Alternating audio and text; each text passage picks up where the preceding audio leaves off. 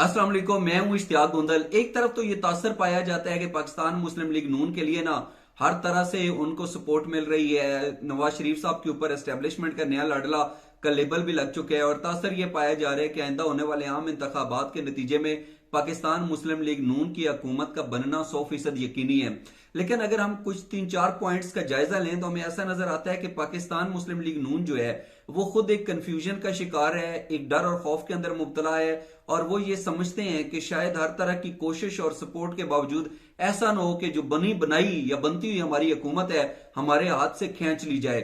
तो इस तरह से कंफ्यूजन के आलम में उन्होंने अब क्या किया है कि जुडिशरी मुखालिफ बयान देना शुरू कर दिए हैं। और अभी तो पता नहीं चल रहा, लेकिन ये जिस तरीके से अदालतों के खिलाफ बयान देने का सिलसिला शुरू हुआ है, मुझे लगता है कि आने वाले दिनों के अंदर इनके खिलाफ तौहीन अदालत के केसेस चल सकते हैं। अगर अभी ना भी चले, अभी अगर हालात साजगार भी रहे और पाकिस्तान मुस्लिम लीग नून को सपोर्ट मिलती रही, लेकिन एक वक्त आएगा कि यही जो अभी बयान हैं ये इनके गले पड़ेंगे। अब हुआ क्या, आपको मालूम है कि इलेक्शन कमीशन ऑफ पाकिस्तान ने पाकिस्तान तहरीक इंसाफ से जो बल्ले का निशान था वो वापस ले लिया था और उसके बाद जो पाकिस्तान तहरीक इंसाफ के वकला हैं उन्होंने पेशावर हाई कोर्ट से रुजू किया था और पेशावर हाई कोर्ट जो है उसने इलेक्शन कमीशन ऑफ पाकिस्तान का जो फैसला था उसको मुअत्तल कर दिया था, कलदम करार दे दिया था और पाकिस्तान तहरीक इंसाफ को जो बल्ले का इंतखाबी निशान था वो वापस कर दिया था। तो अब शहबाज शरीफ साहब ने 3-4 बड़े खतरनाक किस्म के बयान दिए हैं, मैं वो बयान आपके सामने रखता हूं। एक तो शहबाज शरीफ साहब ने कहा है कि ये जो पेशावर हाई कोर्ट का फैसला है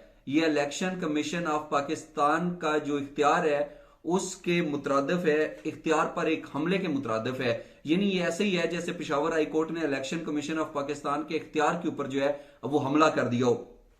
अब फिर उन्होंने कहा कि पेशावर हाई कोर्ट जो है वो तो एक सूबे की अदालत है,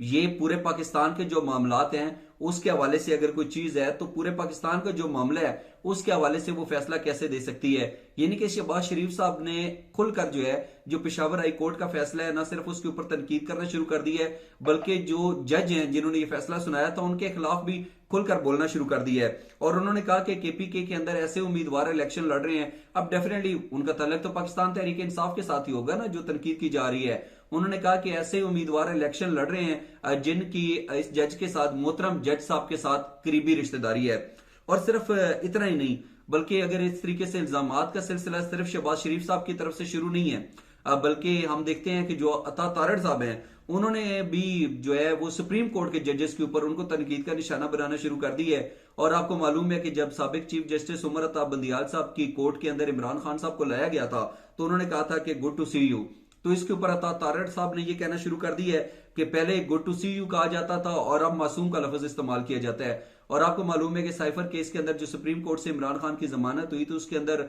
जो जजेस हैं जस्टिस अतर मिनल्ला गालबन उन्होंने कहा था कि इमरान खान मासूम है, तो उन्होंने कहा कि पहले गुड टू सी यू कहा जाता था, मासूम कहना शुरू कर दी है। तो इस तरह आयन और कानून की धज्जियां उड़ाई जा रही हैं। और इससे पहले शहबाज शरीफ साहब ने क्या कहा, उन्होंने कहा कि लाडला वो है जिसको अदालत में कहा जाता है कि गुड टू सी यू और विश यू गुड लक। तो अब बाहर देखा जाए तो इस तरीके से अगर मुस्लिम लीग नून की आला क़यादत की तरफ से बयान आएंगे तो ये सिर्फ ऐसा तो नहीं है कि अगर आज इनसे कुछ नहीं कहा जा रहा तो कल भी इसके ऊपर जो जुडिशरी है वो अपनी आंखें और कान जो है वो बंद रखेगी और बिल्कुल जो है वो इनको खुली छुट्टी दी जाएगी। मेरा ख्याल है कि ये अपने लिए मसाइल पैदा कर रहे हैं और आने वाले वक्त के अंदर हो सकता है कि इसके संगीन नताइज जो हैं वो भुगतना पड़े। बहरहाल ये चीज नामुनासिब है। अगर इस तरीके से जुडिशरी के ऊपर इल्जामात का सिलसिला शुरू हो गया फिर ना जाने कहां जाकर रुकेगा और फिर वो एक लंबी बहस शुरू हो जाएगी, फिर कल को इनकी बकड़ दकड़ शुरू हो जाएगी और वो लोग जो कई कई सालों से अपने मुकदमात का इंतजार कर रहे हैं कि जुडिशरी की तरफ से उनको रिलीफ मिले, केसेस बहुत ज्यादा हैं, पेंडिंग में केसेस हैं, जजेस की तादाद कम है, तो फिर इसका मतलब है कि उनके इंसाफ के रास्ते में नई रुकावटें जो हैं वो पैदा हो जाएंगी। अब अगर बाहर देखा जाए तो पेशावर हाई कोर्ट ने तो फैसला दे दिया। अब बहुत बेहतर था कि शहबाज शरीफ साहब ने ये जो जुडिशरी या जजेस मुखालिफ बयान दिए हैं, बेहतर था कि इलेक्शन कमीशन ऑफ पाकिस्तान को फैसला करने देते और वही करना चाहिए था जो इलेक्शन कमीशन ने किया। इलेक्शन कमीशन ऑफ पाकिस्तान ने वाज़ेह तौर के ऊपर फैसला कर दी है कि वो जो पेशावर हाई कोर्ट का फैसला है उसको मानेगी नहीं बल्कि उसके खिलाफ जो है वो जंग लड़ेंगे और उसके लिए उन्होंने पेशावर हाई कोर्ट से ही रुजू कर लिया है। मेरी नाकिस सी राय ये है कि शायद इंट्रा कोर्ट अपील में जाएं और अगर वहां से रिलीफ नहीं मिलता तो फिर सुप्रीम कोर्ट में चले जाएं। बहरहाल इलेक्शन कमीशन ऑफ पाकिस्तान ने जो पेशावर हाई कोर्ट का फैसला था, जो बल्ले का निशान पाकिस्तान तहरीक इंसाफ को वापस मिला था, उस फैसले को मानने से और तस्लीम करने से इनकार कर दिया है। तो आने वाले दिनों के अंदर क्या ये जो बल्ले का निशान है ये पाकिस्तान तहरीक इंसाफ से लिया जा सकता है? आप सब बड़े बड़े बयान दें, लेकिन जिस तरीके से चीजें बदल रही हैं बिल्कुल ये हो सकता है। इसके इम्कानात आपकी नजर में क्या, अपना फीडबैक जरूर दीजिएगा। और दूसरा ये कि जैसा मैंने इंट्रो में बताया कि ऐसा नहीं है कि पाकिस्तान मुस्लिम लीग नून को जो है ना प्लेट में हुकूमत रख के दे दी जाएगी कि ये लें। अगर ऐसा होता तो पाकिस्तान मुस्लिम लीग नून के जो रहनुमा है ना, वो छोटी छोटी जो सियासी जमातें हैं ना उनके साथ मुलाकातें ना करते फिरते। हमने देखा कि नवाज शरीफ साहब जो हैं वो चौधरी शुजात हुसैन के घर पे कुछ अर्सा पहले मुलाकात के लिए गया थे, जिनकी अपनी 2-3 सीटें होती हैं। फिर हमने देखा कि शहबाज शरीफ की इस्तेकाम पाकिस्तान पार्टी